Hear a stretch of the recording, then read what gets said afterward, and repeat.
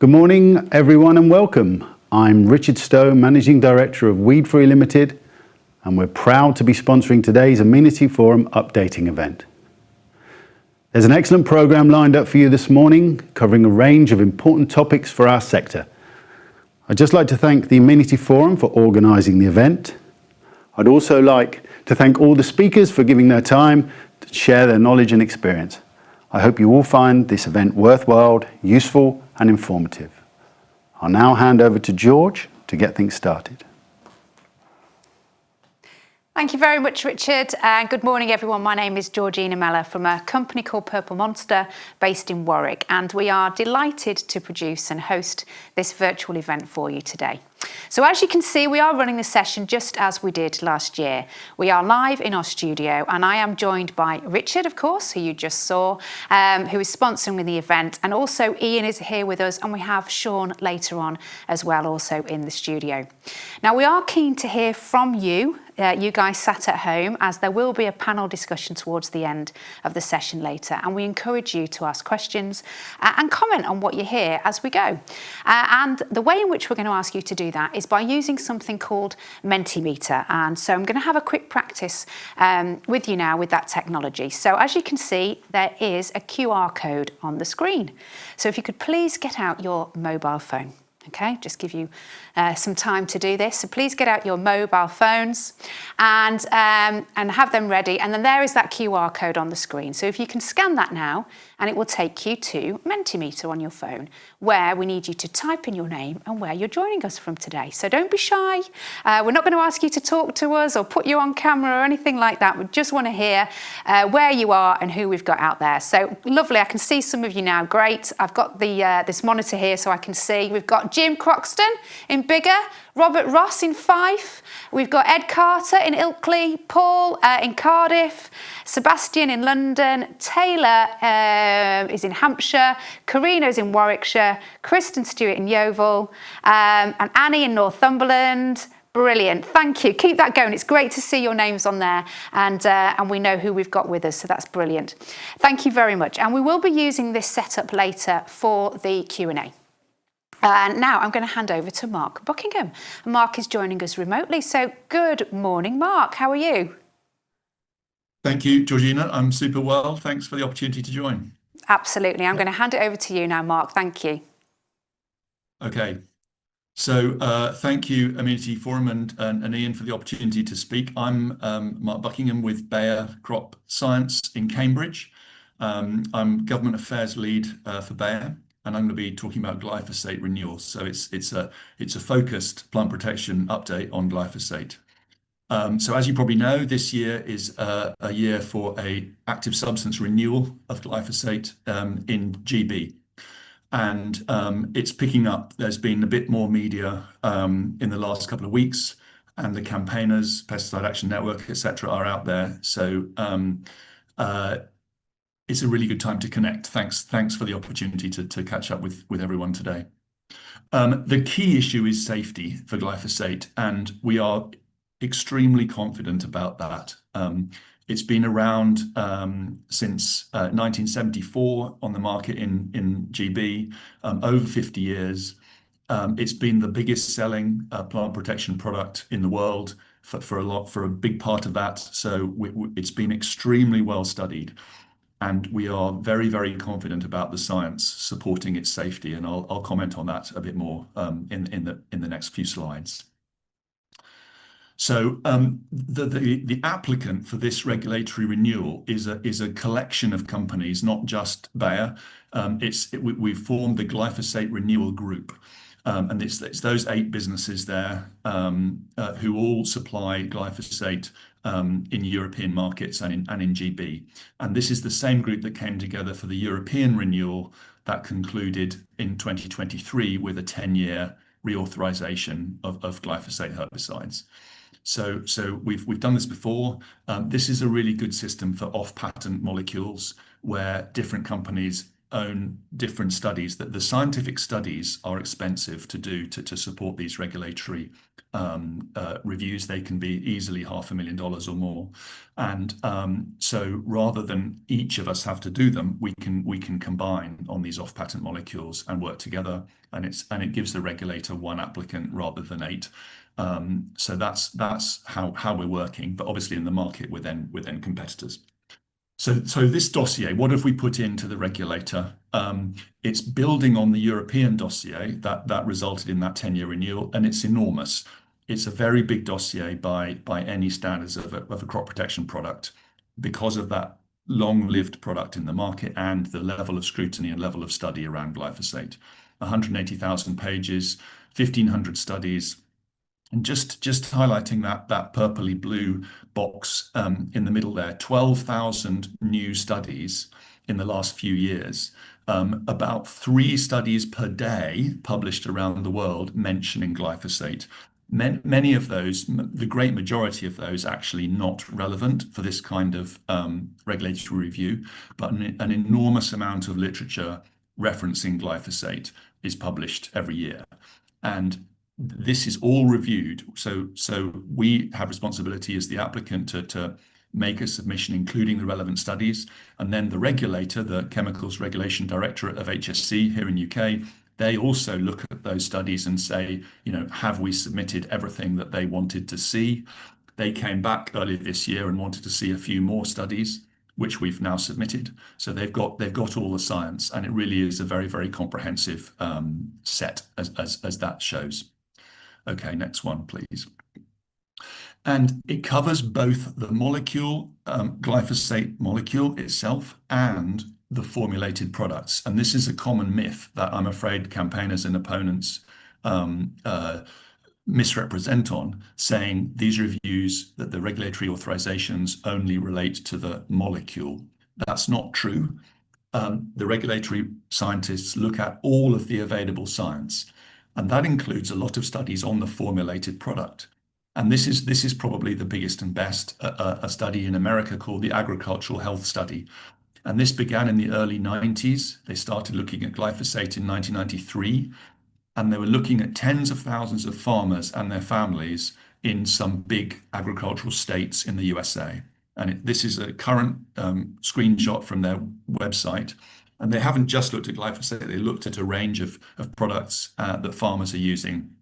So it's very, very practical, and looking for health effects from a range of things, but mainly pesticide use, but also things like water use and fertilizer use, and exposure to those products by operators on farms, and exposure of their families. And it's funded by the US government. It's completely independent of industry. They've had the chance to construct these large studies looking over a long period of time. And they published an important paper on glyphosate herbicide use in 2018, saying no connection between glyphosate and any of the 22 different types of cancer they were looking at. So that's an excellent, large, robust, independent study over a long period of time saying glyphosate is not carcinogenic. And that can give us and you a lot of confidence. That isn't what the activists claim, but they are not representing what's actually out there in terms of evidence. If you go to the next one. And this is what the EU concluded, leading to that 10-year renewal in 2023. On toxicology, no critical areas of concern for glyphosate. ECHA, the European Chemicals Agency's Committee for Risk Assessment, concluded that classifying glyphosate as carcinogenic, mutagenic, or reprotoxic is not justified. Okay, slightly convoluted form of words, but that's a label for carcinogenicity not being justified means it's not carcinogenic. Environmental fate, no issues for glyphosate. That could not be finalized. So they have all the evidence that they need, they felt they want to conclude the environmental fate of glyphosate does not present issues. Ecotox, similarly, it's non-target performance. They're very happy, no issues, that could not be finalized. And residues, exactly the same. So for consumers in the food and agricultural markets, no problems with glyphosate. And this is the basic review that the GB review is building on. So the GB review has updated the science with all of those latest papers published since that European review. And we haven't seen any science that contradicts what Europe concluded there in 2022. And this is another one about just use in practice, another bit of really important evidence. So this isn't a regulatory study, this was a practical use study, but I wanted to highlight it because of the noise about glyphosate in some of the media at the moment. This is an excellent study supported by Cardiff City Council and conducted by Dan Jones, who I know many of you probably know, on looking at amenity weed control and options for different herbicide or other systems to manage weeds. And it was a well-constructed long-term study concluding a system with glyphosate is actually most sustainable, most economical and safest. And so the evidence is out there, and you can confidently say, to your customers, you can use a system with glyphosate if you want to. It's up to you as the customer. You're calling the shots, but there's no scientific or technical reason not to use glyphosate in a weed control program. So in terms of timing, where are we? We've completed that submission. All the science is in with the GB regulator. They're looking at it. We expect them to publish a draft renewal report very soon. It could be end of this month. It could be June. And that will kick off a 60-day public comment period, public consultation on that draft renewal. So that's a great opportunity to really highlight that scientific review and the expertise and the effort and the cost that's gone into it, and the confidence we should take from that we have looked at this molecule, we do understand it, we understand its safety, and that it can be used responsibly. So that 60-day comment period is coming up, and that will probably be the sort of peak of public interest and public comment and media coverage. So that's an important moment in the next few weeks. It needs to start in the summer because the current authorization expires in the 15th of December, end of this year. And so to get that public comment period in for 60 days, and then for the regulator to review the public comments they receive, and then a minister in DEFRA to make the decision, to get all that to happen smoothly before the 15th of December, we need to start the public comment period, ideally in June or very early July. So yeah, there's that ministerial decision. So the science piece, the renewal assessment report from the regulator is the moment of peak science. After that, I'm afraid we get into politics, and it is ultimately a minister that makes the decision. And it's Emma Hardy in the DEFRA department. It's on her desk. I'm sure it'll go to other ministers in the government as well, assuming we have the same government, of course, in the next few weeks. But it's currently Emma Hardy, and so they need to hear from the public, and they will make their decision based on both the science and the politics, and they need to hear from us. So get involved. Write to your MP. Talk to your customers and users and say, if you value systems, including glyphosate, as an option, you don't have to use them, but if you want them there as an option, they can be there. The science supports them being there. You need to get involved and reach out to those members of parliament and DEFRA ministers and say, this is a valuable tool. We're confident in the science, we're confident in our use of the product, and we like it as an option. It's effective and affordable and gives a good result, whatever you want to say, but get those messages in, right from now on through the summer, through the public comment period, because the minister will ultimately be making a decision sort of in the autumn. Next one, please. I think that might be it. So yeah, very happy to discuss and take questions, but this isn't something that the 8 members of the GIG can do by themselves. Because of that politics element, we need everyone with an interest. And as users and weed control professionals, your opinions really count, because you're familiar with the range of tools available and the need of managing weeds. So your opinions are important in explaining that this is a good tool, you're familiar with it, it needs to continue to be part of the toolbox. Thanks a lot. Thank you very much, Mark. And as you said, you are happy to answer questions and you will be part of the panel later. So the QR code is just going to go back up on the screen now. And if you do have any questions that you'd like to submit for Mark, please jot them down now and we'll come back to them later on. Before I move on to our next speaker, I just want to say a quick hello to Jane Jarvis in Newtown, Chris Parry in Loughborough, and Neil Evans, who is currently in Lockerbie. You guys, thank you for joining. You popped that on the chat and I just wanted to say hello. So thank you. And now I'm going to hand over to Ian Graham. Hello, Ian. How are you? I'm very well, thank you. Good. And now it is over to you. Thank you very much. Good morning, everybody. You'll all be familiar that in recent times the OCR regulations were brought about, which meant there was an obligation as users, as stockists of distributors, to register the fact that they were involved in the distribution and use of product. So we asked HSE for some data so that we could update you as to what's been happening with that. And happily they provided us with a comprehensive set of data from last year, covering the period from 1st of January through to the end of December. So I'm just going to run through some of that information so that we've got a picture as to not only what's happening, but what they're seeing when they make those visits. So in total, there were 517 official control visits carried out across through Scotland, England and Wales. And if we look at a breakdown of the geographic spread of those visits, we can see that the bulk of them took place in England with 81%. Wales with 12 and Scotland with 7. So I think that it's probably fair to say that the locations of the offices has dictated to a degree where those visits have taken place. But I know that increasingly as the time passes, they've got more capacity and more of those visits are taking place.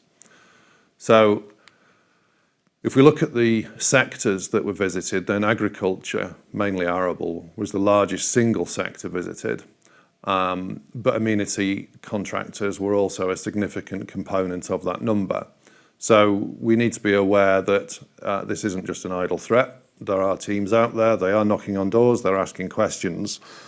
So we need to be prepared for that as an industry and as individuals.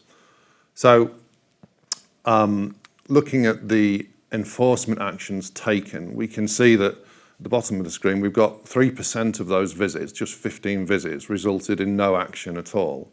So important to recognise that these teams aren't there just to look for problems and to chastise us, but they're there to help us and point us in the right direction when we've got non-compliances.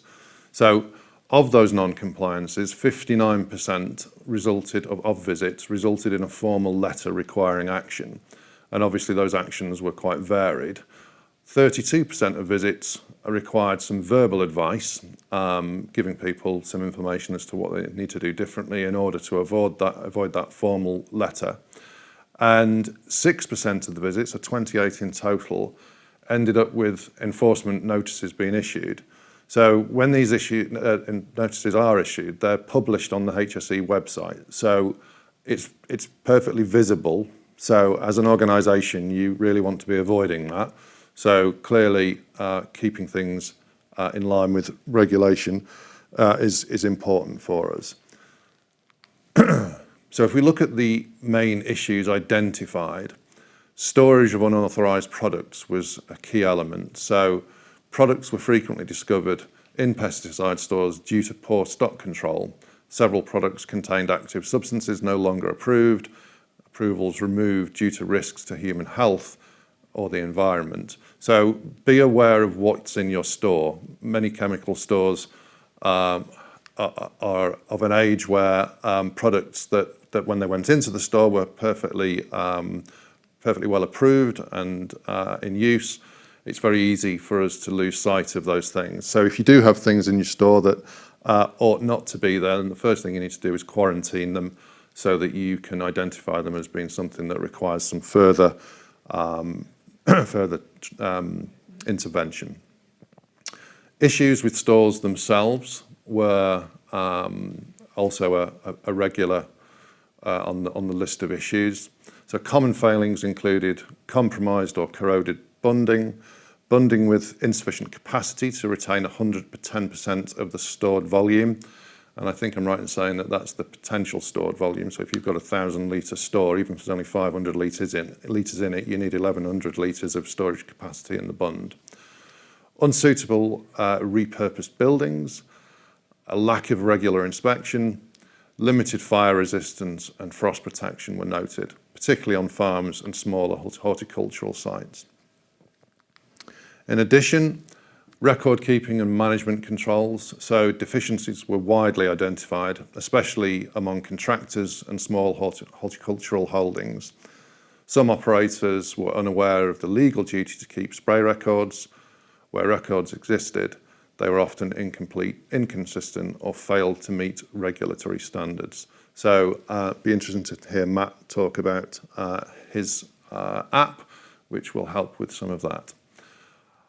Inspection of pedestrian operated equipment. So we'll all be familiar with the fact that our pedestrian operated equipment does need to be tested. We've got issues, or they've seen issues where previously excluded from scope kit that has now become a part of the regime for testing obviously hasn't fallen into the loop for inspection, largely down to a low levels of awareness, which I think is being addressed now. Failure to register under OCR. So this is quite interesting, really. So failure to register as a plant protection product user under the OCR regs remain a significant issue. So this implies that not only are the teams visiting those people who have registered, which is an obvious consequence of registering because they know where to look for us, but also they are clearly visiting people who haven't registered. So if you haven't registered, it doesn't mean you're not going to get a visit. And if you do get a visit, on top of any issues that might be found, you've also got the problem of being asked the question, why didn't you register? So important for us to do so. If not, there aren't any penalties being issued for registering now, even though it's something that should have happened a long while ago. So I would encourage any of you that haven't yet done so to get on the registration scheme. So in summary, the review of pesticide stores, check bunding, capacity, condition, fire and frost resistance, audit your stock, remove and dispose of any unauthorised or expired products immediately, so quarantine them, and then there are plenty of companies who will look after that for you, and the Amenity Forum can point you in the direction of those companies should you require help. Ensure that spray records are complete, compliant, and accessible for inspection at all times. So digital record keeping, I think, is probably going to be the future, and we'll be hearing from Matt from Agrogen to talk about that. And also verify that all pedestrian operated spraying equipment has been inspected as required. Confirm your organisation is registered as a plant protection product user under the OCR regs. So that concludes the report from HSE, and I shall now hand over to George. Thank you. Thanks very much, Ian. And actually, we've got some questions coming in on the chat, so that's great. Thanks to Jenny and I think it's Mark. We'll pop that QR code up again for you now. So the chat is great, we can access the questions, but the Mentimeter just keeps us a little bit tidier for us. So if you've got any questions for Mark or Ian or any of the speakers that are coming up, please do use the QR code that you have on the screen now. Thank you. And now I'm very pleased to introduce Sean Faulkner, who is joining us in the studio. Good morning, Sean. Hiya. Hi. I'm Sean from Kirsten. I've got a few hats on these days, so as well as working for Kirsten, who provide equipment for managing weeds, we do mechanical weed management as well as hot water, hot air, electricity. I also am a trustee now for Parks for London, who produced the integrated weed management guidance, and I do a bit of auditing of councils' integrated weed management and help them write plans. So if any of you guys need help with that, I'd be happy to oblige. Today, I wanted to talk mostly we've been running with Control and Bracknell Town Council. So these are some real-world trials to try and measure exactly how apparently my mic isn't working very well. Hopefully you can hear me. So the trial is to measure exactly how pavement ecology reacts to different interventions across different baseline levels. So we have set up a variety of sites. There's 6 sites across 4 different locations in Bracknell, mostly at different parks. And on each site, we've got a series of plots in 10-metre linear lines, or 25-metre linear stretches, or 10 by 10 boxes. So it's replicating real-world situations, verges, path edges, open spaces that you might be treating with pesticides. So each site then is split up into 4 different plots. So we have a control plot, which we're just letting whatever grows grow. And then we have a spray-only plot. So that's kind of a non-integrated approach, just killing off what is there. And then we have a brush-only plot, which again is non-integrated, but it's removing all the soil and detritus that's on the side as well as the weeds. And then we have a combined integrated brush and spray plot so that we can see the difference between doing the different processes. And we're measuring quite a lot of different things at these plots. So we've got 5 distinct markers at each plot that we're taking images of and tracking different data. So we're seeing exactly what weed species are present there. We're measuring the soil depth precisely in millimeters with a vernier gauge. We're measuring the weediness scale, which is based on the scale from the Thanet project, and the detritus scale, which is in the Code of Practice on Litter and Refuse. And then we're measuring, for example, when we're brushing, the amount of detritus that's removed in kilograms, the time it took, and the resulting surface that's revealed underneath. We're seeing what level of damage there is. So this has given us a couple of hundred independent, statistically viable data points to track over a period of time, which gives us a good bunch of data.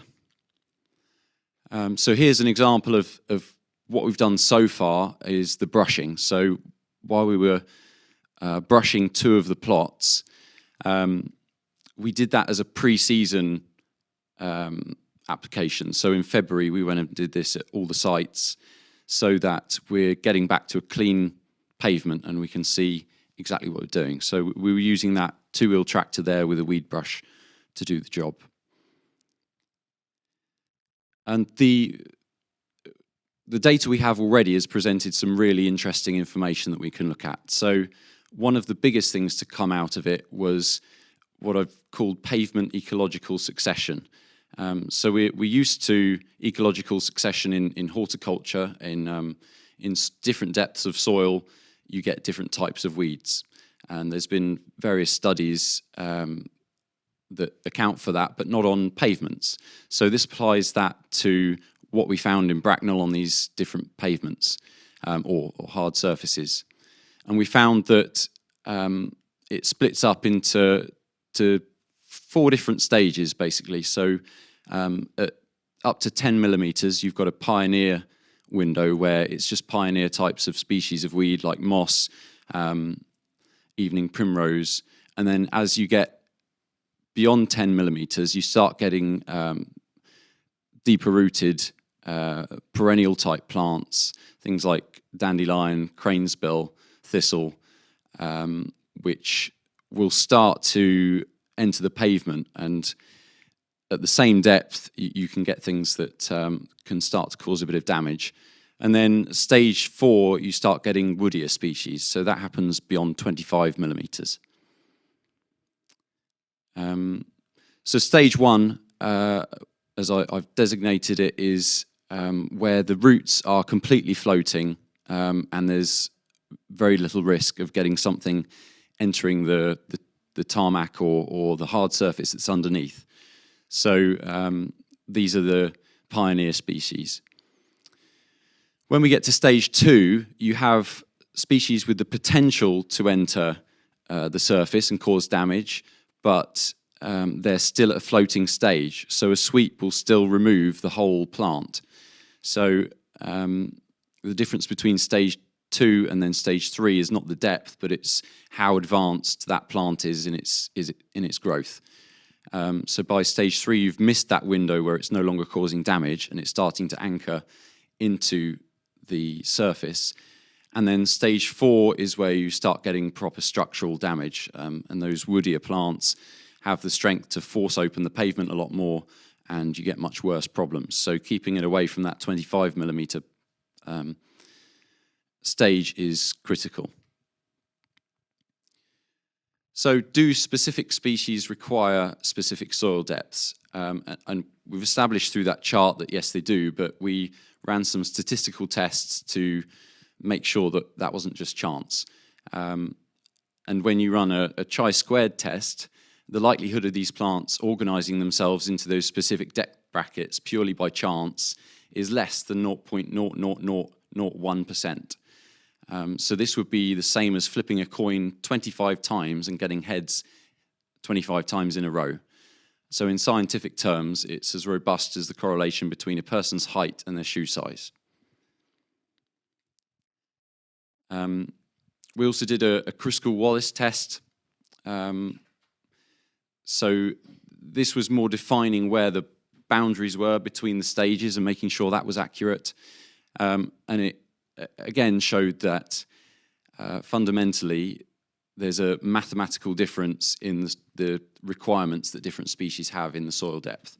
So this data shows a clear, undeniable progression, and statistically it's the same as predicting that children in year 6 will on average be taller and heavier than children in reception. So the main point of this is that weeds are no longer just a cosmetic problem. We can't consider them as such. We have to consider them as a civil engineering problem that can cause damage to the surface in combination with the soil itself, and therefore treated appropriately. And applying a preventative sweep and other preventative maintenance in total across a year might typically cost less than £10 per metre squared. A sweep is significantly less than that, but if you start treating the crack up the edge of the curb, for instance, sealing that kind of maintenance is in the preventative side. And then as you get into the more structural damage, that can cost upwards of £100 per metre squared as you start treating potholes and filling big areas you have to resurface. So the difference between removing the soil and not removing the soil is costing councils a fortune over time. Since starting the trial, I've been doing a few audits for councils, and one up in Scotland in particular was very interesting. That's what this is based off. So we analysed basically their complaints data over 24 months, looking at weed complaints and gully emptying complaints and pothole complaints. And we found that when we overlaid them, there was a significant correlation between the three of them.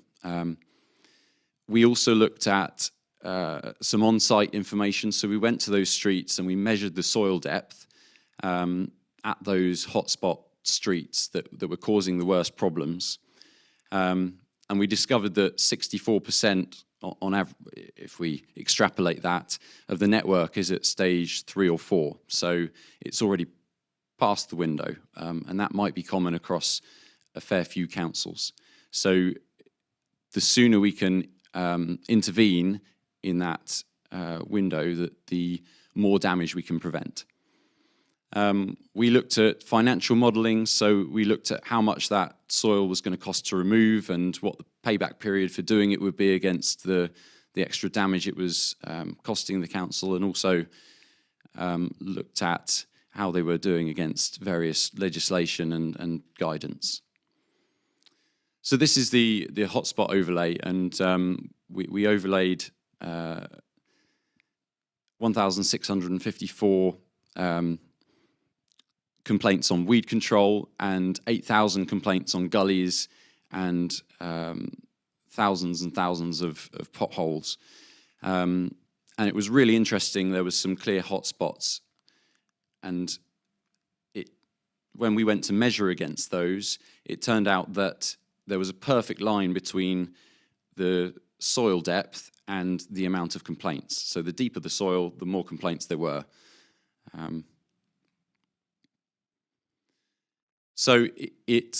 We also then ran some statistical analysis and showed that the soil is basically causing the three different problems. So it's causing or a proportion of the problems. It's not 100% responsible for the problems, obviously. But the soil was causing a proportion of the weed problem. It was causing a problem with gullies, and it's also causing a problem with potholes. And areas that had high levels of gully and weed complaints were likely to have 2.5 times the amount of potholes. So how does soil contribute to edge failure and pothole formation? Well, there's an engineer over in the States who's credited for a lot of work on this, called Tracy. And Tracy's law dictates that if you lose the edge, you lose the road. And what tends to happen is that the freeze-thaw cycle, because soil is holding water against the surface and it's trapped there, when it freezes, it expands in little pockets and forces them open. And as that happens, roots can then penetrate that and exploit those issues to cause further damage. And when you lose that support at the edge, you've lost the support for the middle of the road, and the middle starts falling away, and you get these hairline fractures up the middle of the road. Water gets into those, expands, and forces them out into potholes. So if you maintain the edge, you stand a lot less chance of having problems in the road. In the UK, there's a statutory duty to keep highways clear of litter and refuse, and this includes detritus. So in the Code of Practice on Litter and Refuse, it explicitly states that detritus is one of the things that you have to keep the road clear of. And there's a grading scale for this detritus. So if you find it interesting, you should refer to that Code of Practice, and you can see this grading system.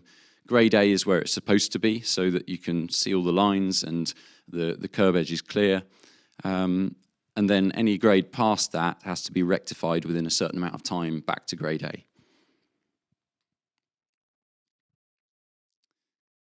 So the point really is that at the moment in a lot of councils, weed budgets are often very separate to road maintenance budgets.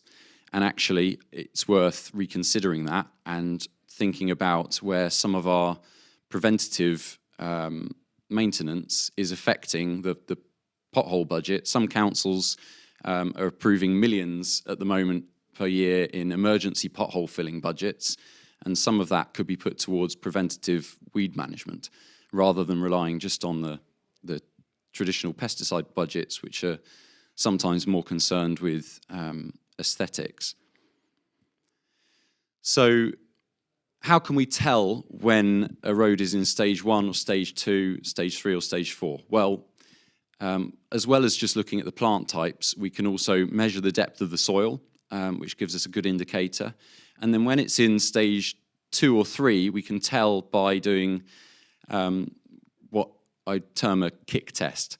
So it just takes a second to do. You just literally kick the soil and the weeds that are in there. If the weed moves with the soil, with your foot, then it's in stage 2. If the weed stays anchored, then it's in stage 3 and it's entered the surface.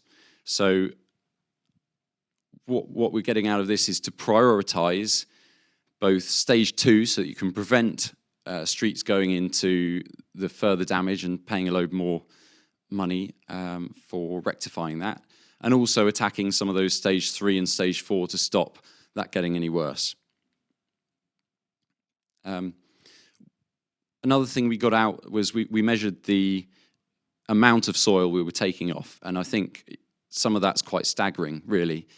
These weren't sites that looked overly messy to begin with, but on one of them, a single 10-metre plot, we removed 280 kilos of soil.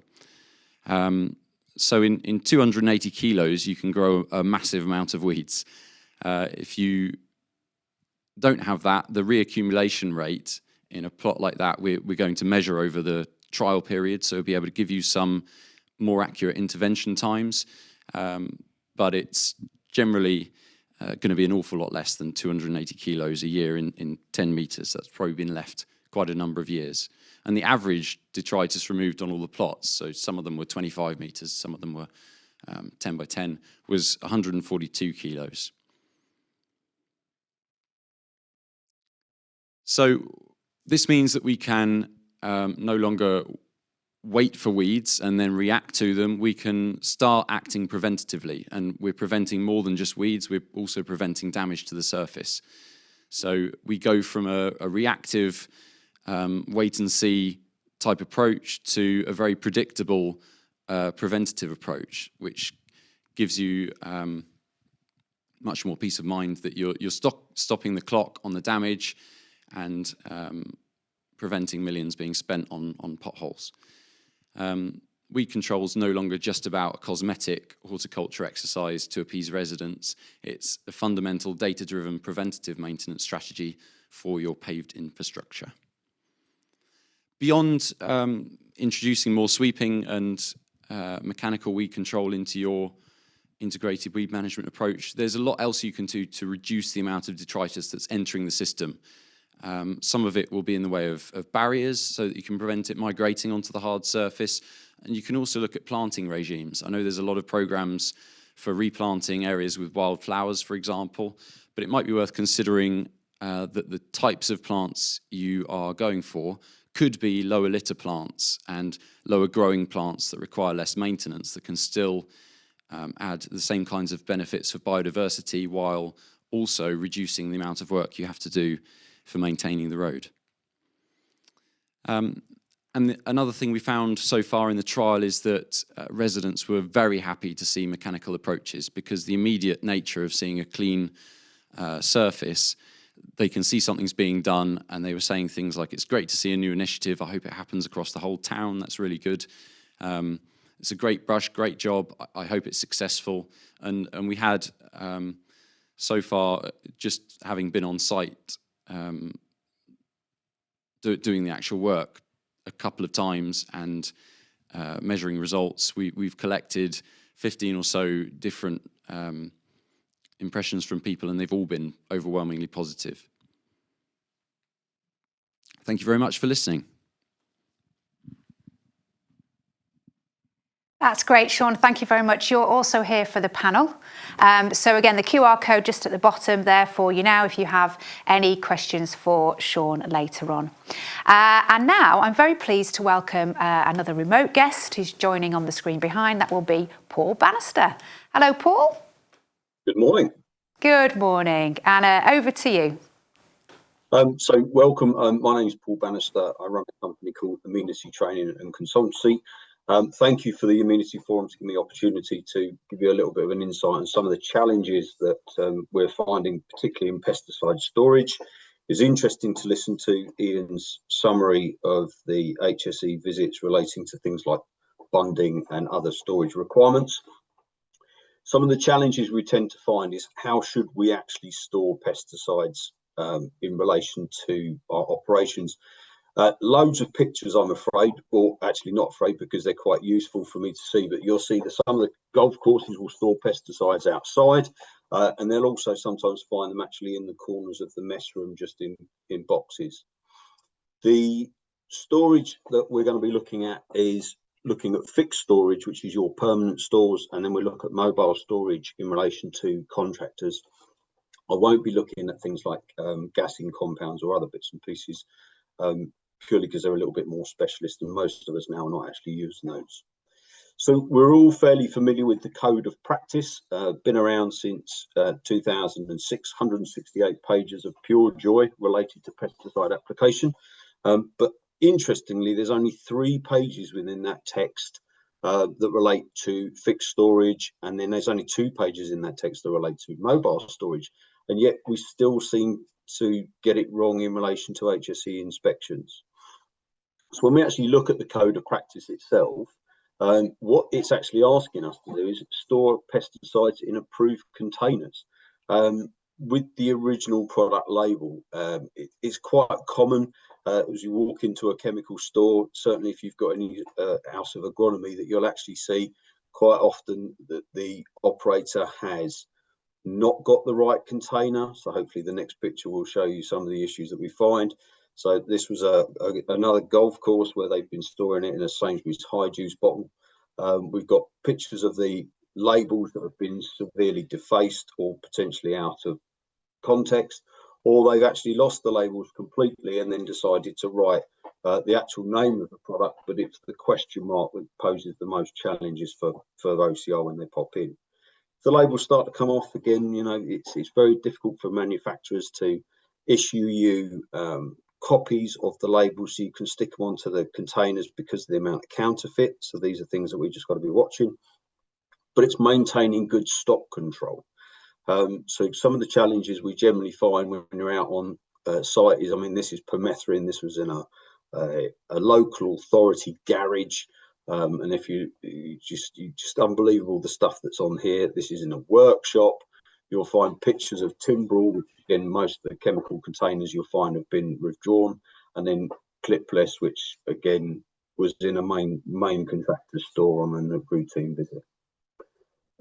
It's important to make sure that we've got the equipment to deal with any potential challenges that you might face, spillages, small fires, but also making sure you've got the emergency contact numbers available for other people within the site. You'll actually see some good examples of a pesticide store, which has got all the details and everything on it, so it tells everyone what's going on.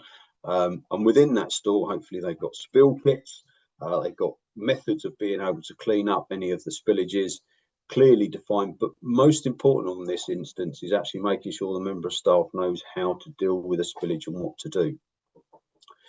Some of the key challenges, even with a fire extinguisher, the previous slide, this was in an active store, but the fire extinguisher servicing company had put a sticker on saying requires emergency or requires action, and the actual fire extinguisher was out of date and not serviceable, and yet they'd still managed to put it back into a chemical store without the actual client being aware that the change was being made. Check the tags. So this one's the tag has been pulled off inadvertently by someone walking past or using the fire extinguisher to hold the chemical store door open.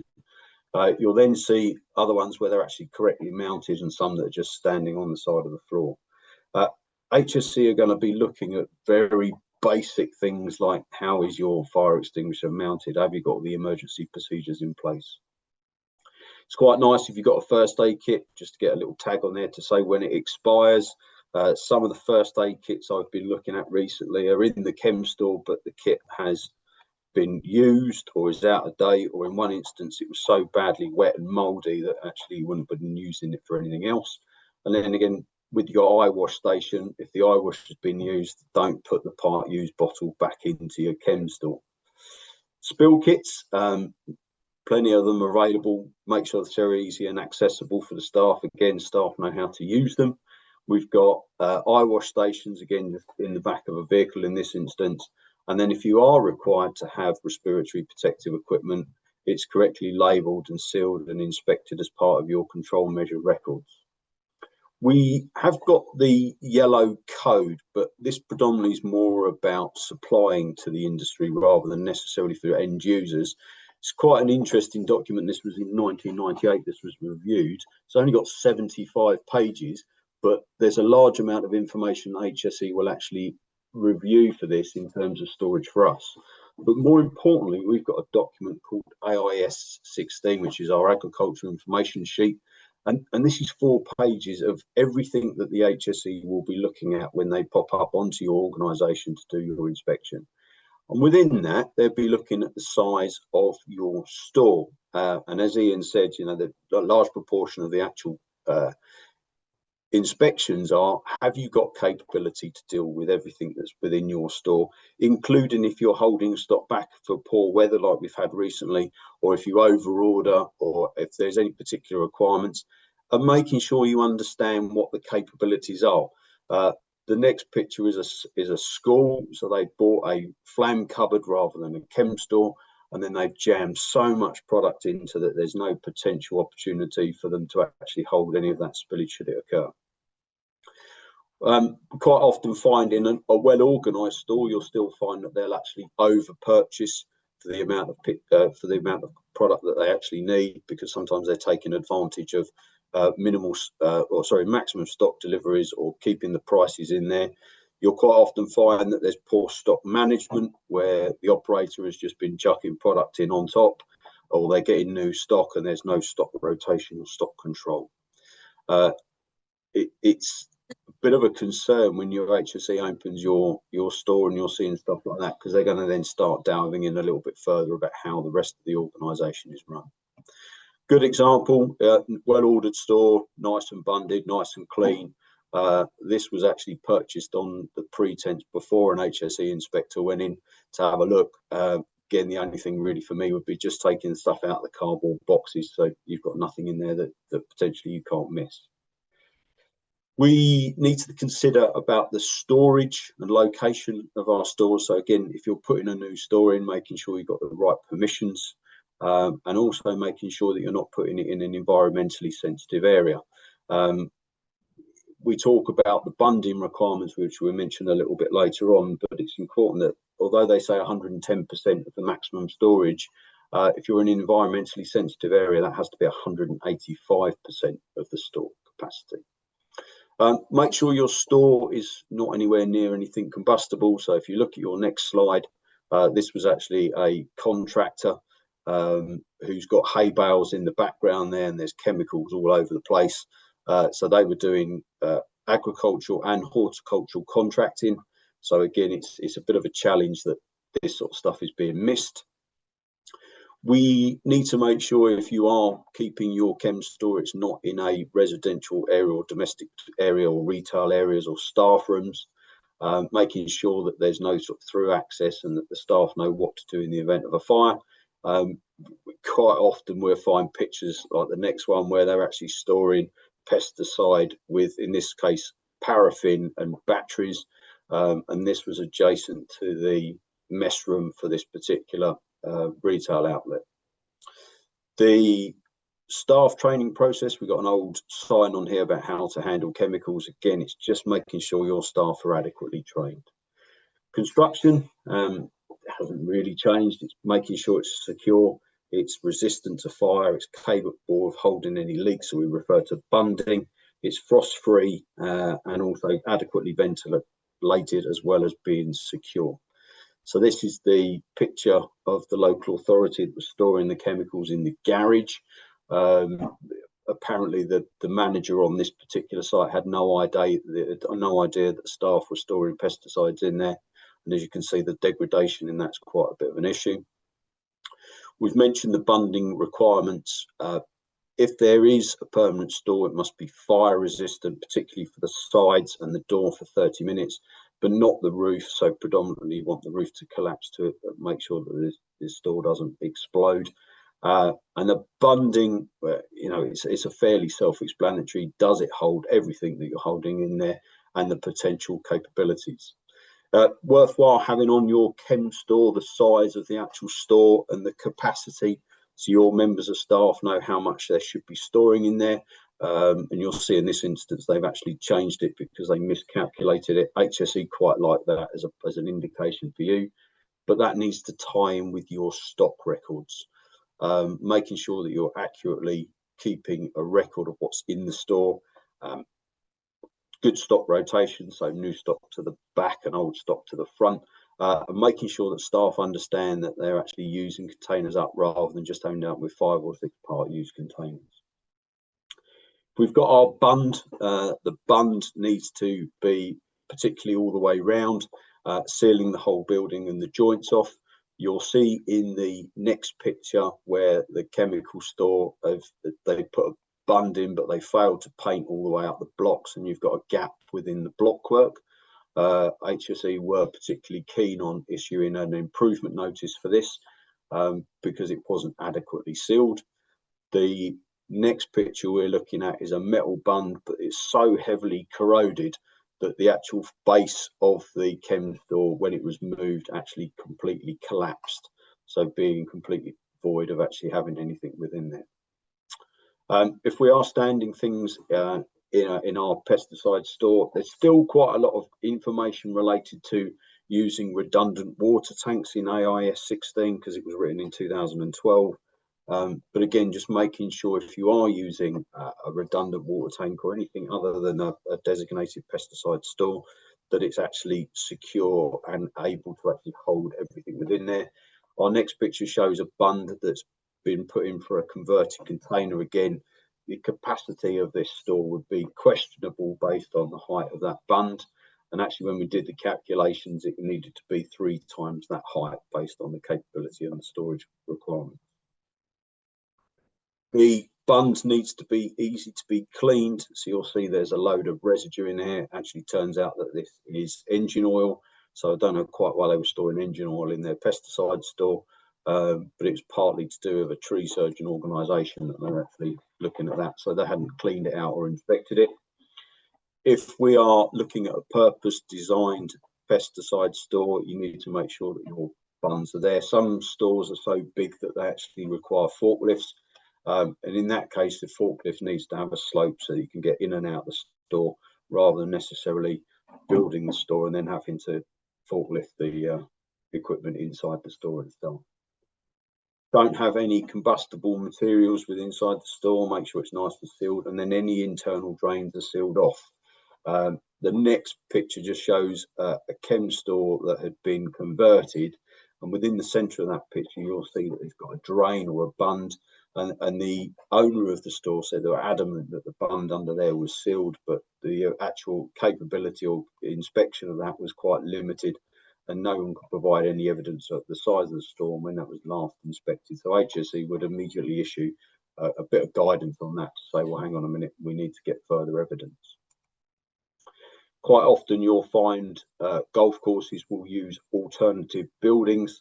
And they'll actually put racking and storage in. So you'll see the next picture here shows racking within a chem store. And then our next picture on top of that is the top of the roof, which was actually leaking and quite heavily degraded. So the bunding was actually filling up with water to the point of then having to drain the water out to make it a consistent store. It's just making sure if we are converting any storage in there that it's not within the building itself. Our next picture is just about looking at the shelving requirements. This is within a store, but just making sure that your store actually allows you to access out of the building, preferably into open air rather than necessarily into another section. A lot of spray contractors will convert lorry bodies or shipping containers. They seem to have quite a quick an easy fix to deal with some of our pesticide process.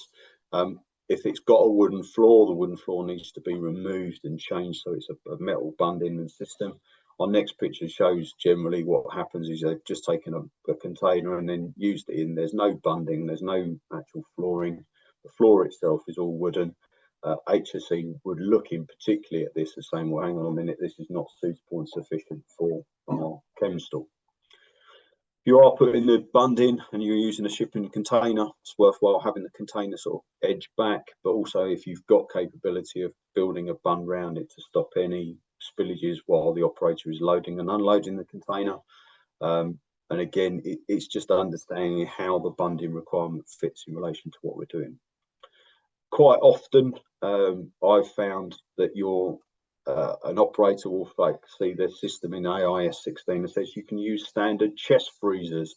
It's predominantly an older style thing that agriculture were doing, but if you are going to do that, it must be intact.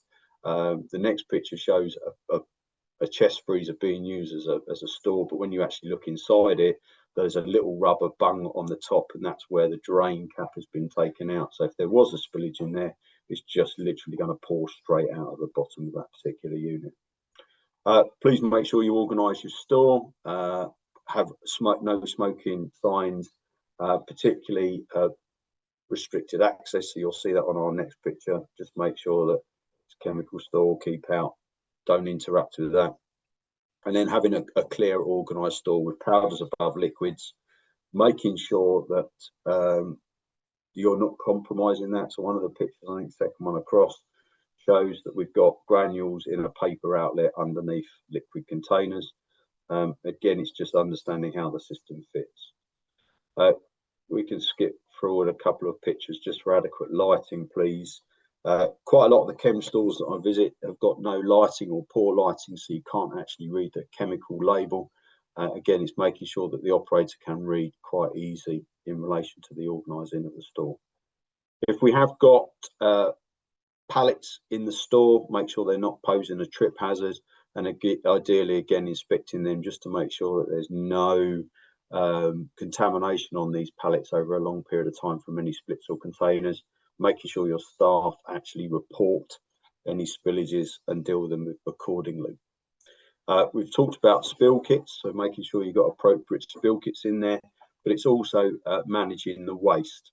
So one of the things that HSE predominantly look at quite quickly is if you've got chemicals that are out of date, and it sometimes happens, and as Ian mentioned, that the Amenity Forum can give guidance on contractors that you can use for dealing with or disposing of your waste, just make sure you have them in a key quarantined area. So you'll see that as we go forward, a couple of 3 pictures, you'll see hopefully a quarantine area. So there's our list of chemicals on the side as well as the quarantine area. Don't just leave them outside, as is generally the case in a lot of golf courses, or chuck them over the fence. They still have to be managed in a secure and covered location. So some quite graphic pictures in relation to chemical storage, but mainly golf courses or contractors that have actually just had them in and around their chem store. If we look at mobile storage, the code of practice is fairly explicit in how it runs through this, and it says that you must not keep your chemicals in there for more than 24 hours. If you are doing over 24 hours, you need to ensure that you're doing to a more formal fixed store.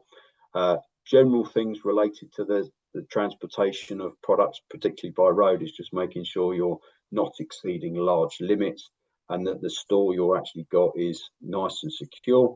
Don't leave your chemical containers unattended for any period of time. Again, lock the vehicle, lock the store, prevent people from having access. Quite often, if we're doing an audit and we're wandering about, it's worthwhile making sure that you've got a list of the chemicals within your truck.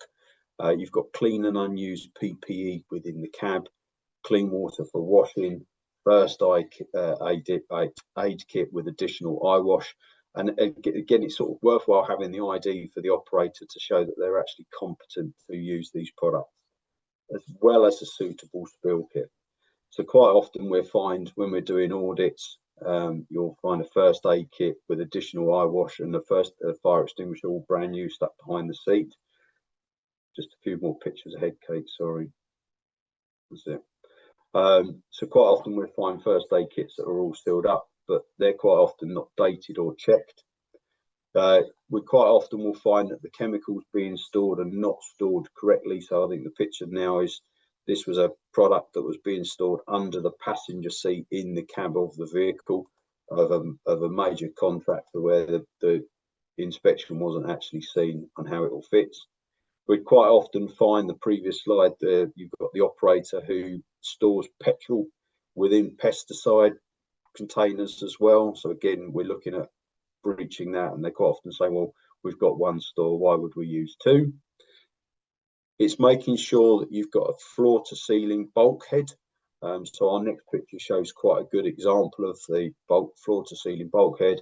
And then if you go one picture further on, you'll see that this one's been compromised and actually got a bit of a mesh in the background there for that system.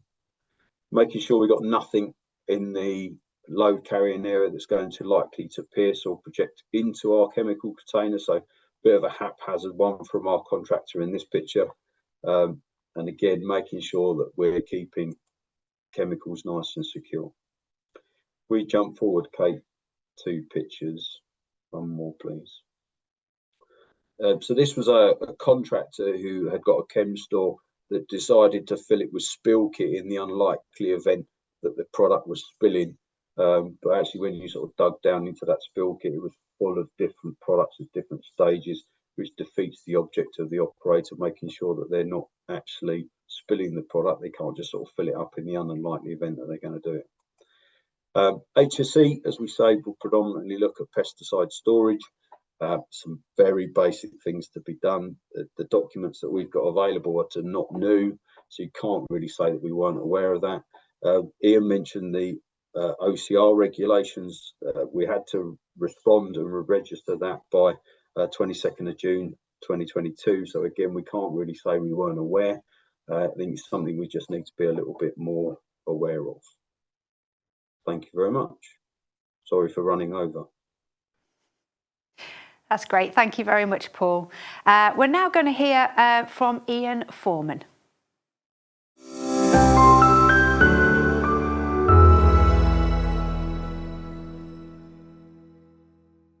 Good morning, everybody. My name is Ian Foreman from NSTS, and I'd like to talk this morning about sprayer testing for safe and efficient use of PPPs in the amenity sector. So a quick overview of NSTS, where we've been testing application equipment since 1997, and across the UK we have about 270 test centres, and within those test centres 650 examiners testing sprayers, microgranular, slug pellet applicator, fogging machines and fertiliser spreaders. So they're the 5 protocols that we cover across the country. What I want to talk to you today about is the challenges that we have in making machine owners understand their responsibilities for having application equipment tested.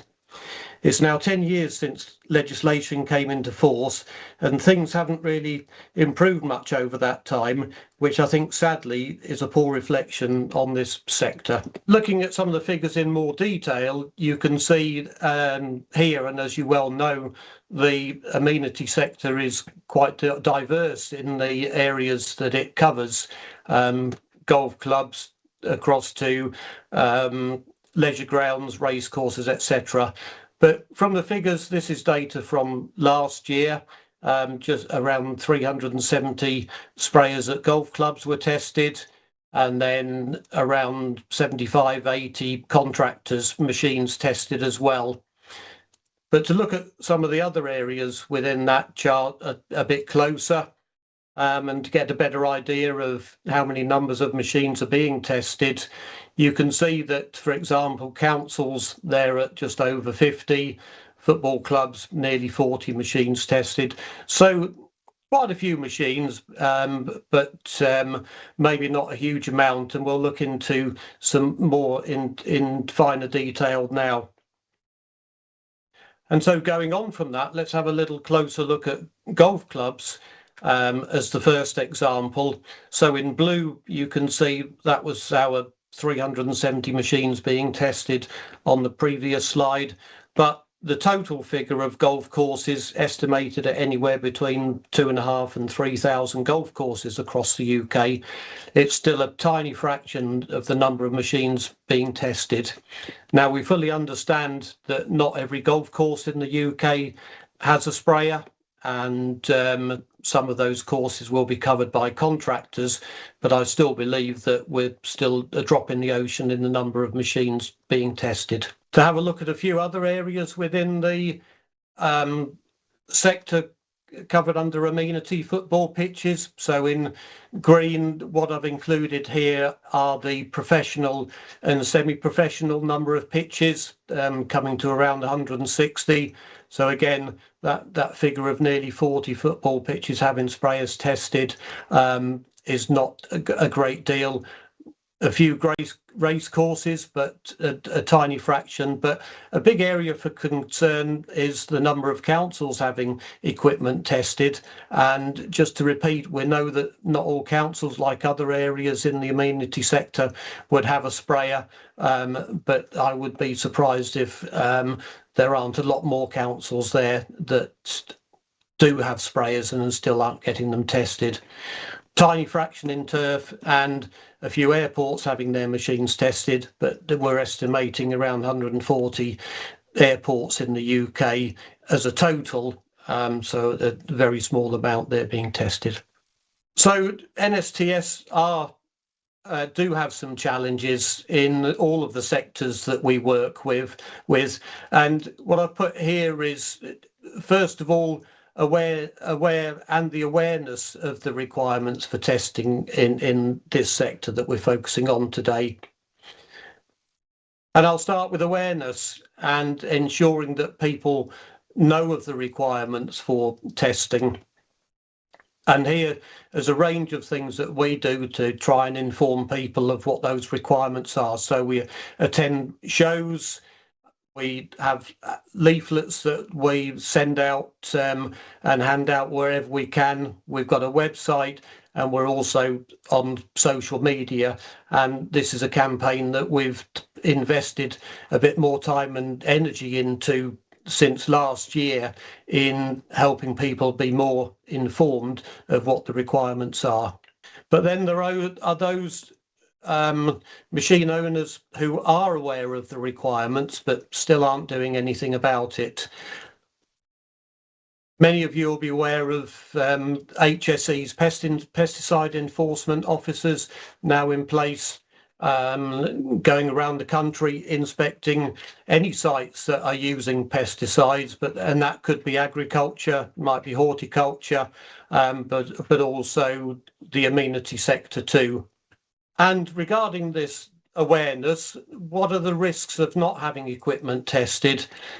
Firstly, and importantly, operator safety. I'm sure you all want to ensure that your operators have a machine that's safe to use.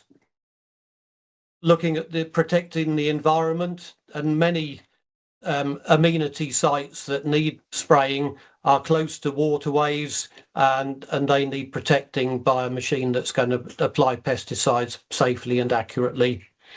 Public safety is, of course, paramount too, and a lot of these sites that sprayers are used in the public sector, of course, that their footfall is quite apparent, and some areas and sites are very busy.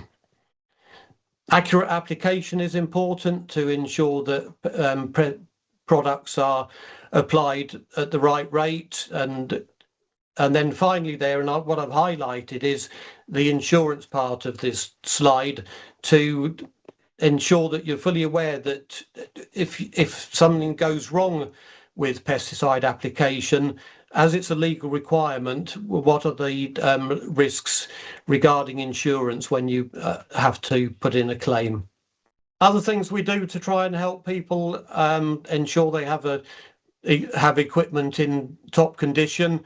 We have operator check sheets. This one is available for use with boom sprayers, which I'm sure many of you are operating. And included in this checklist is somewhere to record a calibration on the machine, which is another requirement that has to be in place. And not forgetting those who are using knapsack sprayers or other handheld equipment, we also have a checklist for this.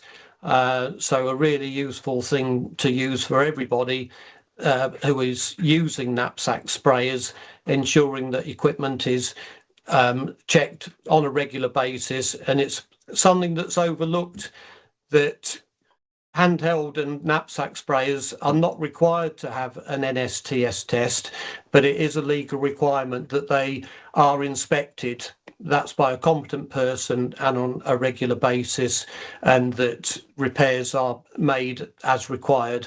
And of course, here you've got a good record sheet that you can use to keep that documented. This also includes somewhere to record a calibration, and both of these check sheets are available from our website, along with a lot of other information on there which you may find useful. So just as a quick summary, we want to ensure that safety is at the forefront of all plant protection product applications, in particular to protect the operator, but especially environment, waterways, and also bystanders. So public is very important to us within this sector. It needs to be efficient. We want to ensure accurate applications, that they're going to hit the target. Thinking about regular maintenance, so going back to the operator checklists that we have, ensuring that correct recommendations are given and applied correctly, looking at washout procedures for you, and then winter storage so that you're not going to have many issues when you bring machines out in the spring and start working with them again. And what's the result of this? The aim is less breakdowns, helping to ensure you keep the pesticides that you have. And we know the amenity sector, as well as other sectors, are under great pressure in retaining the products that they have available. Better public perception, we want people to be aware of what we're doing and that we're doing it in a safe and accurate way, and to the best way that we can apply the products. And it may well save you money as well. Yes, the cost is there of having a piece of machinery tested, but I think the value is there in ensuring all of the above points that I've noted. Thank you very much for your time. Thanks for listening, and hope you enjoy the rest of the meeting.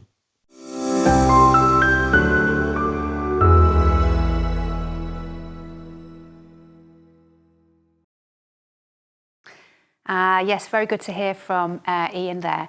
We're just going to pop that QR code up again for you now. So we are going to hear from Matt Wilson in a moment, and then we will be going to the panel. So if you do have any questions for the panel, please do get out your phone now.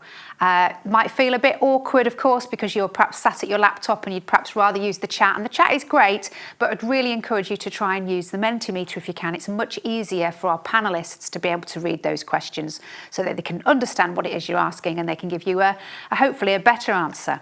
So please do use that QR code. Thank you. And now I'm going to check that Matt is on the line. Hello, Matt. Good morning. Thank you for having me. You're very welcome. Thanks for joining us, and I'll hand over to you. Thank you. Thank you very much. Good morning, everybody. My name is Matthew Wilson. I'm the head of e-commerce for the Origin Group of companies, and the two companies that you probably have the most dealings with in providing your sort of PPP requirements would be Agrigem and Origin Amenity Solutions. And as Ian alluded to earlier in his presentation, keeping accurate records of your spray applications is hugely important, and make sure that you sort of meet your regulatory requirements. So a few years ago, I came up with the idea for SprayKeeper, which is a digital application that allows you to record these applications in a mobile or on the computers, and accurately record those digital records so that you've got them available for inspection if you ever need them. So it's completely compliant, and it allows you to create different sort of areas that you're going to apply chemicals or fertilizer, and it allows you to create different customers as well. So you can link an area to a customer, and when you go to that area, you can see what the weather conditions are going to be like for the next 6 hours or the next 6 days, and it gives you sort of insights on whether or not you think you should proceed with the spray application. So it's available as an iOS and an Android app in the two stores, and you can download it to your phone, but you can also use it on your computer as well. So when you're creating your areas, it is easier to do it on the computer, because on the phone, obviously, it's a bit more difficult to mark out the areas. but it does work on both the phone and the computer. And it uses like a satellite mapping so that you can zoom in, really sort of define that area and mark out where you're going to be spraying.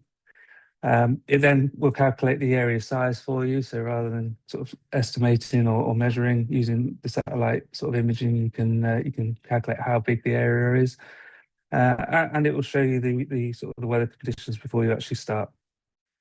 When you actually go out and start spraying, if you've got the phone app on and you turn it on when you go out, it will track your route. So as you sort of walk around the area where you're spraying, it will track you. I guess a bit like a Strava map for people that go to the gym, and it will then draw a line onto the map of where you've actually been. And then after you finish the application, you can mark out how much chemical you used, and it will calculate the average amount per square meter and so on for the area, and generate a PDF report very similar to the paper spray records that you currently use. And that PDF report you can then download and send it to your customer direct from the app, or you can just leave it in there in case you need it in the future. So there is in the app as well, it's got a huge product catalog. We have all the sort of the origin products that that we supply, but you have the ability to add any other products that you might not buy from origin. But it'll have all the MSDSs and technical information for those products that are in the database. And it allows you also to quickly reorder products as well. So if you do have an Origin account, you can order them on your account, or if you don't, you can order them just by paying by credit or debit card. It gives you the option to create 2 levels of user. So when you're setting up the app, you can create admin users, which have the ability to order products and create customers, but you can also have operators. So if you've got people that are working for you, you can not give them access to order products or create or delete customers and other users, but just give them access to conduct spray records or view the technical information on the products. The app also has lots of information, including things like the plant protection regulations, the yellow code that was mentioned earlier by Paul, and also articles and how-to guides and things like that that are really sort of helpful for you guys to conduct your business, keep you up to date. There are some other features. So you can set your unit preference, metric or imperial.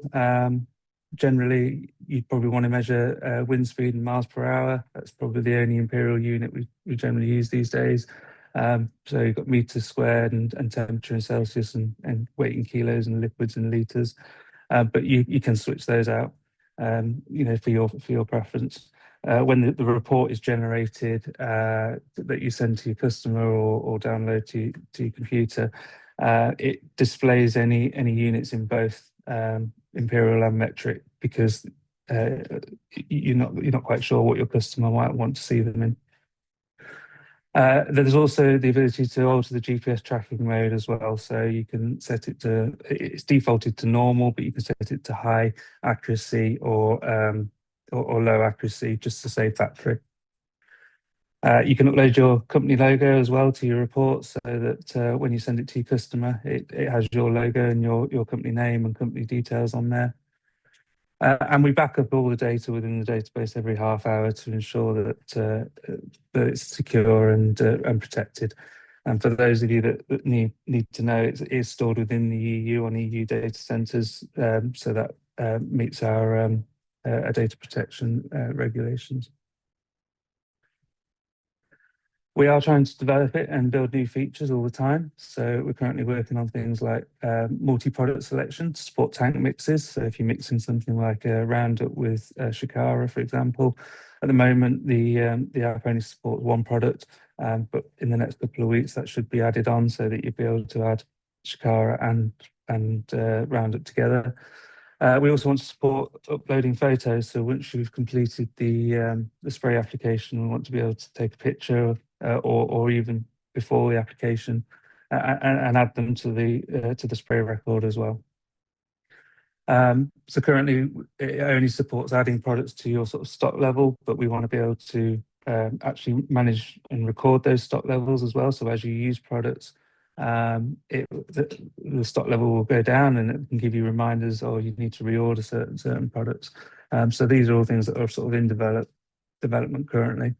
We do have some additional planned features as well. We're thinking maybe a customer login, so that your customers can log in and view their previous applications without you having to send them reports and so on. We want to build in a job planner as well. So if you have multiple operators working on different applications, you can plan those jobs out at the beginning of the week and assign them to different people. And that would lead in as well to the job estimator. So if you know how big an area is, where it is in the country, you can sort of accurately price jobs and so on based on the area size and so on. And then we want to bring in some high-level reports as well, so you can see who your best customers are, who your most efficient operators are, and all that sort of thing as well. So they're sort of planned features in the next few months after we've done the in-progress ones. So it's not currently available for general registration. We've currently got it in the testing phase at the moment. The website is live, spraykeeper.com. We've got it in testing with a number of operators throughout the country, and they're sort of feeding back their feedback. But we are open to get additional testers on to trial the app and use it and see. And ultimately, we want to try and launch this as a full product towards the end of the year. But we're open for additional testers. So if anybody in the Amenity Forum wants to test it and have a play, just send us a demo request through the website, or email me on support@spraykeeper.com, and we'll give you some login details. You can have a look and trial it out. But yeah, thank you very much. That's me. Thank you very much, Matt. And now, everyone, we are going over to our panel discussion. So we'll have that QR code one more time for you, but we have got some questions that have come in on the Menti and on the chat, so that's great. And now I will hand over to Ian and Sean. Thank you. So we've had some really interesting contributions to the agenda today. I know we have got some questions, but I want to just thank those people who've given their time and contributed. The first question that we have is it relates to glyphosate. So it's asking the question, if the glyphosate timeline was to be delayed, not unusual for regulatory topics, what would happen to the December renewal date? So I'll hand that to Mark, I think. Okay, very good. Can you hear me? Yes. Yeah. I think that there would have to be an extension. That's a realistic question, and it would be not unusual for there to be such extensions. It's a little more challenging with such a high-profile molecule, but that's what we would expect. I think we are very much hoping that the timetable can be met, because it would just be more orderly to not be running down the clock to close to the 15th of December, and people who use glyphosate would understandably be saying, what's the situation? Obviously, December isn't a high use period, but if the clock runs down, all the stakeholders start asking questions. So it's much better to have good time. But in that situation, we would expect a further extension for a few months to allow time for the process. Thank you, Mark. I'm not aware who's asking the questions. I can see the questions, but not the author. So thank you to those that have asked the question. This next question is for Sean, and it's asking the question, does the study show that established weeds need a glyphosate treatment prior to sweeping to reduce surface damage? Thank you. No, and it doesn't have to be glyphosate necessarily, but treatment-wise, typically the brush would come before, but it also depends a little bit what stage. So it's worth knowing what stage the soil is at and the weeds are at before you do the sweep. If you were sweeping something in stage 1 or 2, then the whole weed is going to be removed with the soil, no matter what the plant is. If you're sweeping in stage 3 or 4, where the plant is anchored, then maybe there's some argument for doing a treatment to that plant, and the treatment depends really on what the plant is as to what the appropriate solution is. One thing that was quite interesting was on one of the sites, they had clearly resurfaced over an area that had brambles and other woodier plants, and the brambles hadn't been killed off before the resurfacing, and it definitely needed to be, because they then came back up through the tarmac. So that's quite important. If I can just add to that, Sean, I recently visited Cambridge, where we were looking at some of their brushing operations as they're not using herbicides any longer. And there was a gully that was swept, and there were some deep-rooted dandelions there that clearly the taproots remained following the treatment. And I revisited to take some photographs 4 weeks after the event, and the dandelions had grown back, and to be honest, it was difficult to tell, other than the detritus having been removed, that anything had happened at all. So I think my answer to the question would be that certainly once you get to the point where not all of the weed and soil is being removed in the process, then there's a very strong argument for having an application prior, because clearly, having been brushed, you then need to wait for that weed to present with leaves before it can then be treated fully. So, yeah, interesting question. So we have another question, thank you. There are a lot of containers shown in the presentation, stored on or placed on wooden pallets or shelving. I take it this is fine, despite saying that there should be no fire hazards. So Paul, I think that's one for you, sir. Yeah, HSE don't actually say that there's an issue with that. I mean, the idea is keeping it off of the floor, as long as it doesn't pose you a significant trip hazard. And I think subsequently that the store is being inspected to make sure that there's no spillages. Best guidance, obviously, is to use plastic pallets. Yeah, I know that there are certainly questions historically with respect to porous materials being used within shelving. I think probably the advice would be to avoid it where possible. Paul, would that be right? Correct, yeah. Thank you. So, a further question. What opportunity is there for a more collective industry response to the GB glyphosate consultation that helps demonstrate both professionalism and the practical realities faced by operators? So, I think that's a great question, isn't it? There is a clear opportunity for collective industry response, and I think probably the forum is the obvious point of reference for us to coalesce around. Mark, I'm sure you've got something to contribute on this.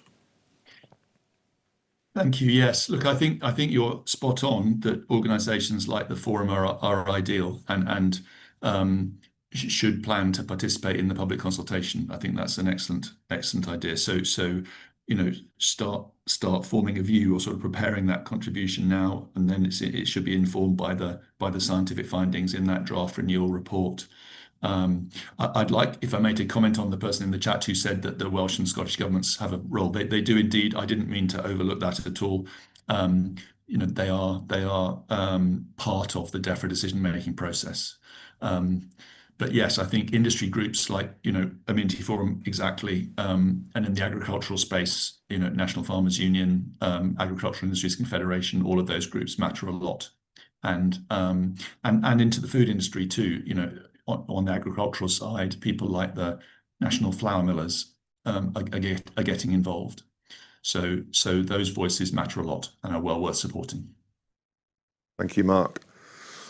So another question, why do we think there is such a low uptake on sprayer testing? There doesn't seem to be any cases of failure being publicised. If there were and it impacted a business, we would probably see a quick win. I think quick win. So Ian isn't here to join us in this session. Does anybody on the panel have an opinion as to why we have such low uptake? I think possibly a lack of awareness is probably something that's something that we can certainly point to. the fact that some of these sprayers didn't require testing prior to changes in the legislation. So I don't know whether there's any further opinion on that, but I think you're quite right in your observation that if we do see the negative impact of non-compliance, then that would probably give everybody the encouragement they need to make sure that their kit is registered. I don't know if there's anybody else who would like to contribute on that. I think I would add into that, Ian, that HSE and CRD with their pesticide enforcement officers are actually looking at NSTS testing requirements for machinery. And again, we say there's been a slight change in relation to machines that need to be tested. I mean, the NSTS have quite a good document on there that tells you, as a flow diagram, does your machine need testing? Is it more than 2 wheels? If it is, then it actually requires testing, which is probably the most substantive change. But they're also looking at making sure that things like knapsacks have been checked and inspected by a competent person. So you don't actually have to have an NSTS test on it, but you need to show that that's being done at least as a frequency of a yearly. And then that's where the NSTS guidance is quite good, so that you can actually download that. All of your membership and just fill that in per operator. And it's something that's looking at. I don't know why people don't have machines tested.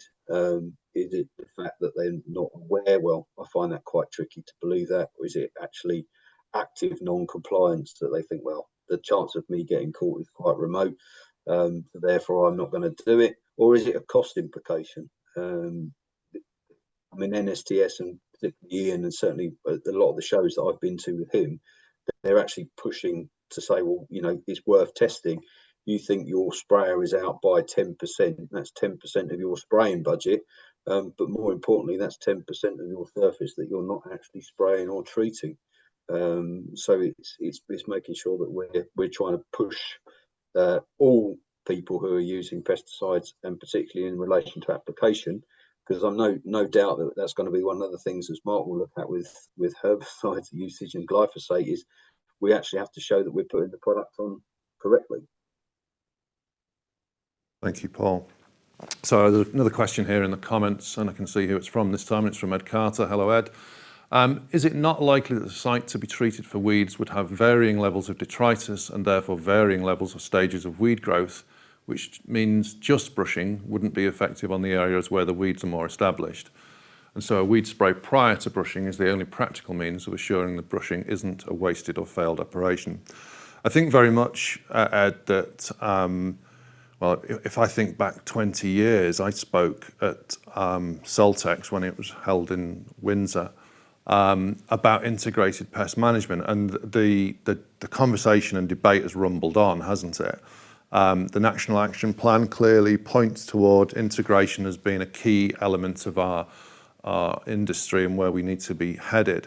But I think that finally that we're now seeing some data about the benefits of integrating weed control measures with brushing.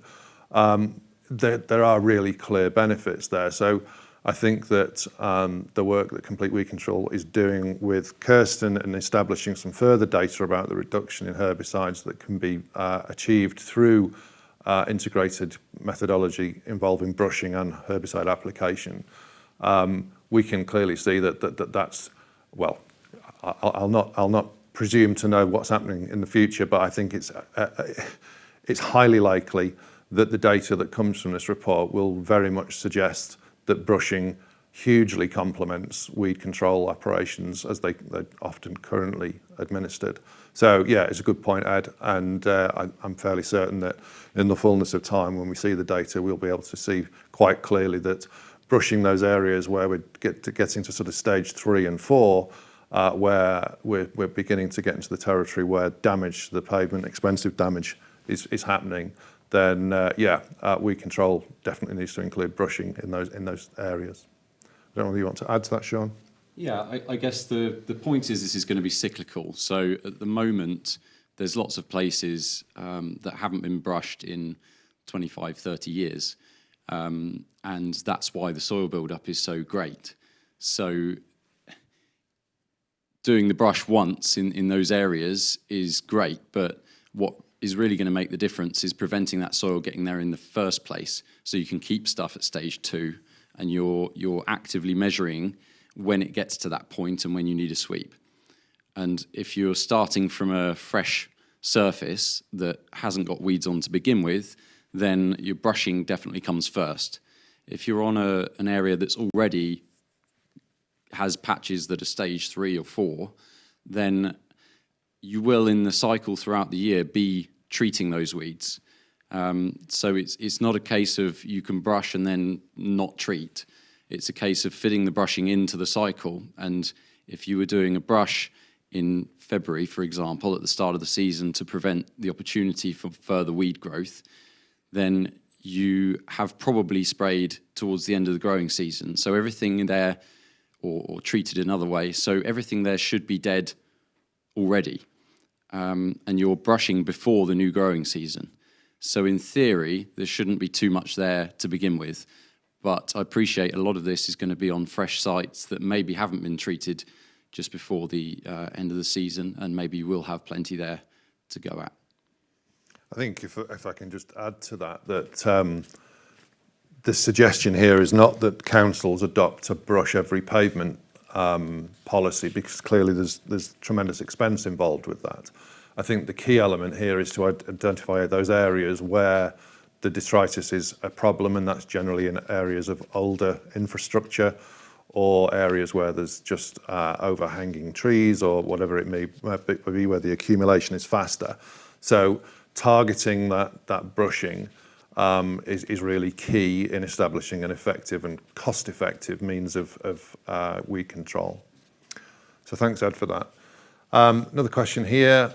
Is it time that when an end user orders a plant protection product, that the seller should ask for details of sprayer testing for part of best practice?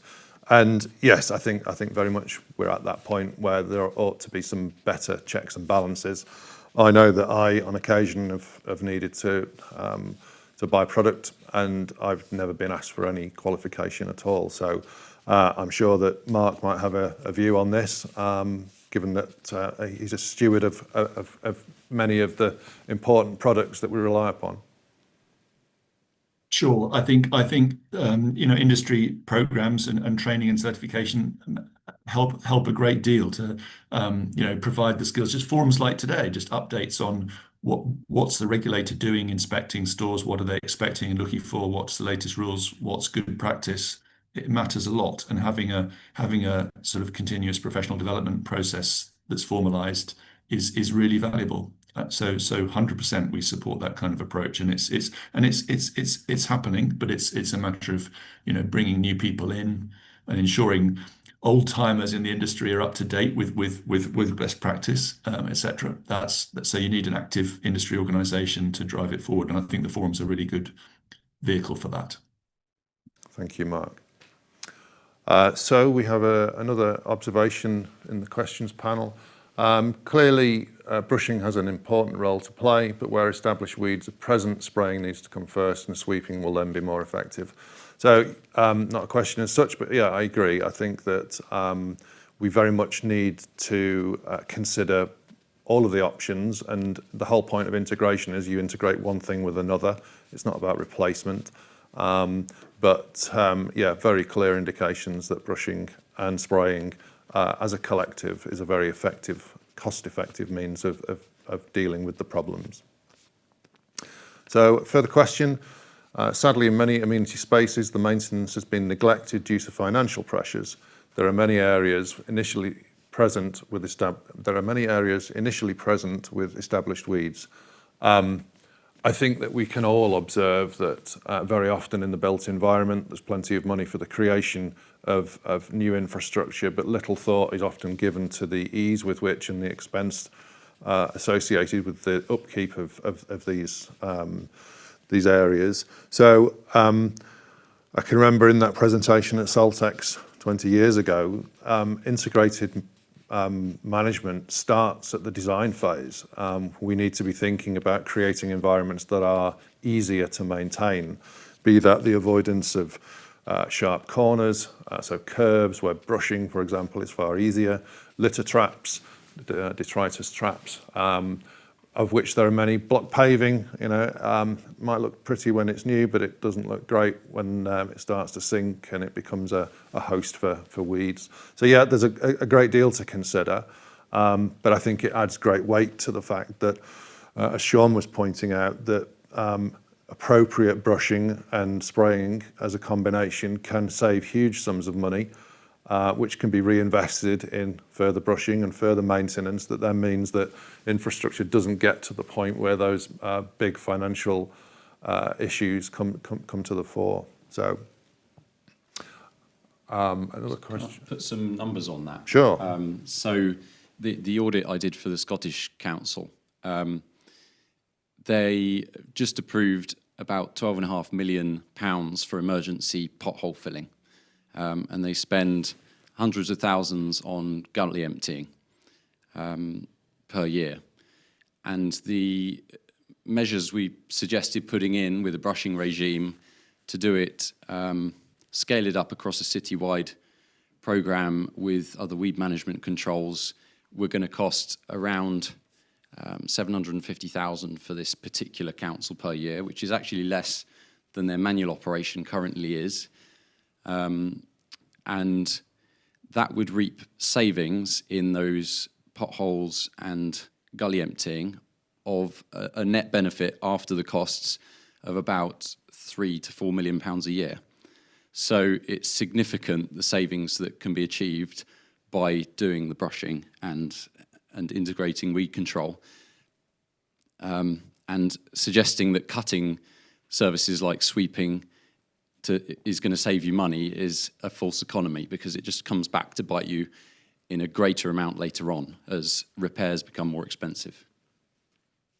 Thanks, Sean. Okay, so we've got one more question that's just appeared. Thinking of numbers, how far do you think a sweeping operative can cover in a day? That's one for you, Sean. Yeah, so it depends a little bit what you mean by sweeping and how much material there is.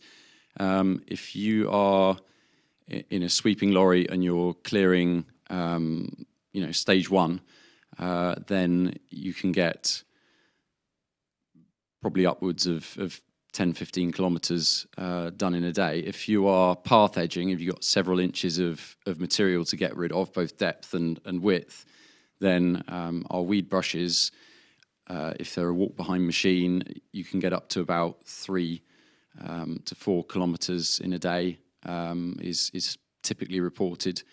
And then if you're in a tractor-mounted system, it can be sort of 5 or 6 kilometres a day. But it really depends also on so weed brushing is often a two-stage system, because you're loosening the soil and making it friable so that it's easy to collect, but then you have to collect. And sometimes the removal of the material is actually quicker than the collection of the material, because of the volume that you're putting through the sweeper and having to go and empty it and things like that. Thank you, Sean. So we've got another question on the chat, and this is for Matt, and it's from Ian Barnett, and he's observing, Matt, that quite correctly, that on the app, the Spraykeeper app, it's possible to order product. And Ian's question is, how do we know that the buyer is qualified to apply products and therefore use them? So if I could ask you, Matt, I'm sure you'll have something to answer that question. Thank you very much. I'm by no means an expert in this area.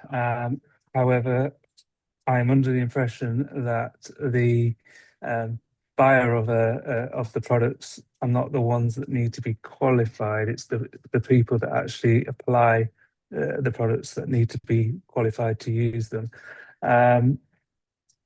With all of our websites, we have a legal disclaimer on there. But yes, what you said earlier is that there's currently no sort of legal requirement to take qualification details when the orders are placed, and that is the same through Spraykeeper. It is just a legal checkbox. So yes, I'll be honest, we don't know that the person is qualified to apply the products that is buying it. It's down to them to ensure that they are. I know that Spraykeeper is an evolving product, Matt. Perhaps NPTC or whoever the body is that awards, perhaps the details of the individual on the user of the app could input those as well as their personal details at registration. Maybe that's something that could be added for an extra layer of transparency. Absolutely, it's one of the ideas that we have had for the app is to assign the qualifications of each of your operators as well. So it ensures that when you're planning jobs in the future, that you assign the appropriate jobs to the operators. So that is one of the extensions that we're looking at implementing in the future as well. Thanks, Matt. Really appreciate that. Thank you. So I think we've answered all of the questions. So thank you to those of you who've contributed with those questions. Before I hand over to Richard to close the session, I just want to make you aware, if you aren't already, that the Forum has very recently appointed Karina Urquhart as the Executive Officer, something that I'm delighted about, and the Board of Directors are equally delighted about. I'm sure the members will be pleased to know Karina brings a huge amount of knowledge and energy to the role, and I think that she'll make a significant impact, and very quickly, no doubt. So welcome to Karina, and yeah, look out for information following shortly afterwards with her work. So great news, I think. So without further ado, Richard, I'll hand over to you. Thank you, Ian, and thank you, everyone. The Amenity Forum, today's speakers, Purple Monster and their team, and everybody who has joined us today online. I'm sure you'll all agree today has been a really useful session, actual updates and plenty of practical information. These events are important because they keep people informed, encourage good practice and support higher standards across the sector. Weed-Free is very pleased to be the sponsor of today's event, and I hope everyone has found it worthwhile. Thanks again for joining us, and I hope to see many of you again at future Amenity Forum events. And before I forget, there's basis CPD points available if you would like to email Kate, that's admin@amenityforum.net, and she'll sort it out for you. Thank you.